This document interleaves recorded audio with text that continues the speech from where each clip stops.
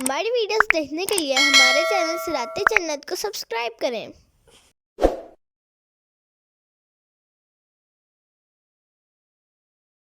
يا أيها الذين كفروا لا تعتذروا اليوم إنما تجزون ما كنتم تعملون۔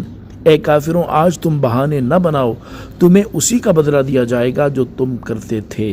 تفسیر صراط الجنان، یعنی کافر جب جہنم میں داخل ہوتے وقت اس کی آگ کی شدت اور اس کا عذاب دیکھیں گے تو اس وقت ان سے کہا جائے گا، اے کافروں، آج بہانے نہ بناؤ، کیونکہ اب تمہارے لیے کوئی عذر کی جگہ باقی نہیں رہی اور نہ ہی آج کوئی عذر قبول کیا جائے گا، اور تمہیں ان اعمال کا ہی بدلہ ملے گا جو تم دنیا میں کرتے تھے۔ يا أيها الذين آمنوا توبوا إلى الله توبة نصوحا عسى ربكم أن يكفر عنكم سيئاتكم ويدخلكم جنات تجري من تحتها الأنهار يوم لا يخزي الله النبي والذين آمنوا معه نورهم يسعى بين أيديهم وبأيمانهم يقولون ربنا أتمم لنا نورنا واغفر لنا إنك على كل شيء قدیر۔ اے ایمان والو، اللہ کی طرف ایسی توبہ کرو جس کے بعد گناہ کی طرف لوٹنا نہ ہو۔ قریب ہے کہ تمہارا رب تمہاری برائیاں تم سے مٹا دے اور تمہیں ان باغوں میں داخل کر دے جن کے نیچے نہریں رواں ہیں، جس دن اللہ نبی اور ان لوگوں کو جو ان کے ساتھ ایمان لائے رسوا نہ کرے گا۔ ان کا نور ان کے آگے اور ان کے دائیں دوڑتا ہوگا۔ وہ عرض کریں گے، اے ہمارے رب، ہمارے لیے ہمارا نور پورا کر دے اور ہمیں بخش دے، بے شک تو ہر چیز پر خوب قادر ہے۔ تفسیر صراط الجنان، یا ایہا الذین آمنوا توبوا الی اللہ توبۃ نصوحا، اے ایمان والوں، اللہ کی طرف ایسی توبہ کرو جس کے بعد گناہ کی طرف لوٹنا نہ ہو۔ یعنی اے ایمان والو، اللہ تعالیٰ کی بارگاہ میں ایسی سچی توبہ کرو جس کا اثر توبہ کرنے والے کے اعمال میں ظاہر ہو اور اس کی زندگی طاعتوں اور عبادتوں سے معمور ہو جائے اور وہ گناہوں سے بچتا رہے۔ حضرت عمر فاروق رضی اللہ تعالی عنہ نے اور دوسرے اصحاب نے فرمایا، توبہ نصوح یہ ہے کہ توبہ کے بعد آدمی پھر گناہ کی طرف نہ لوٹے، جیسا کہ نکلا ہوا دودھ پھر تھن میں واپس نہیں ہوتا۔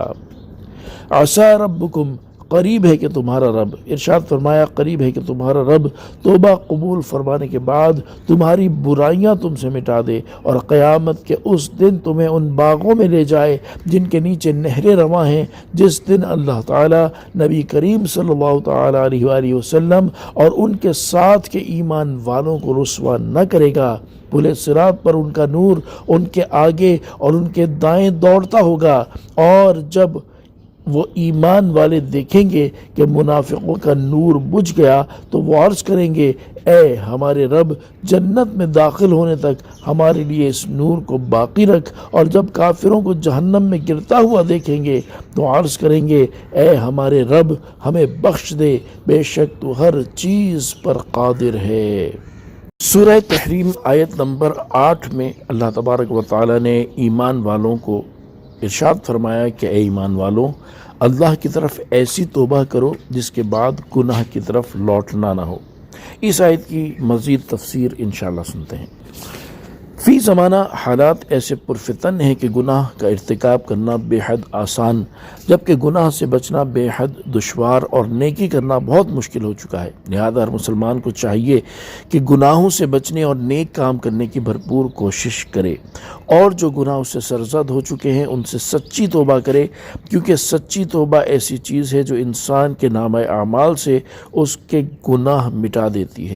چنانچہ اللہ تبارک و تعالی ارشاد فرماتا ہے، ترجمہ، اور وہی ہے جو اپنے بندوں سے توبہ قبول فرماتا ہے اور گناہوں سے درگزر فرماتا ہے اور جانتا ہے جو کچھ تم کرتے ہو۔ حضرت عبداللہ بن مسعود رضی اللہ تعالی عنہ سے روایت ہے، رسول اکرم صلی اللہ تعالی علیہ وآلہ وسلم نے ارشاد فرمایا، گناہ سے توبہ کرنے والا ایسا ہے جیسے وہ شخص جس کا کوئی گناہ نہ ہو۔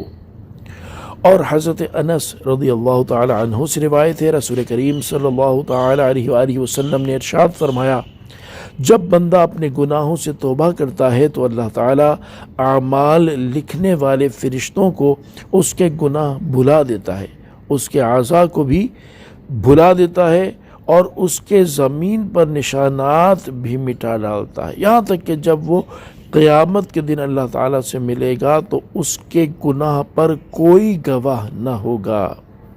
اللہ تعالیٰ ہمیں سابقہ گناہوں سے سچی توبہ کرنے اور آئندہ گناہوں سے بچتے رہنے کی توفیق عطا فرمائے۔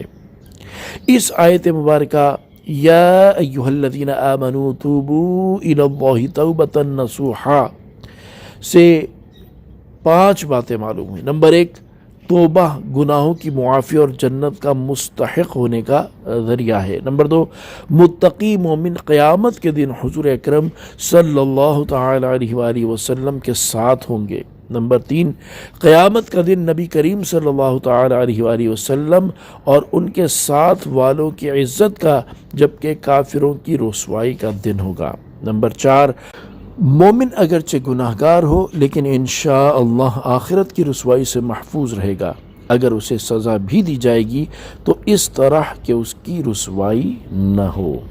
نمبر 5، ابتدا میں پل صراط پر منافقوں کو نور ملے گا، لیکن جب درمیان میں پہنچیں گے تو وہ نور بجھ جائے گا۔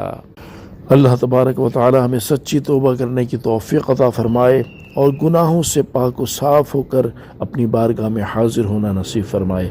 آمین بجاہ النبی الامین صلی اللہ تعالی علیہ وآلہ وسلم۔ صلو علی الحبیب صلی اللہ تعالی علی محمد صلی اللہ تعالی علیہ وآلہ وسلم۔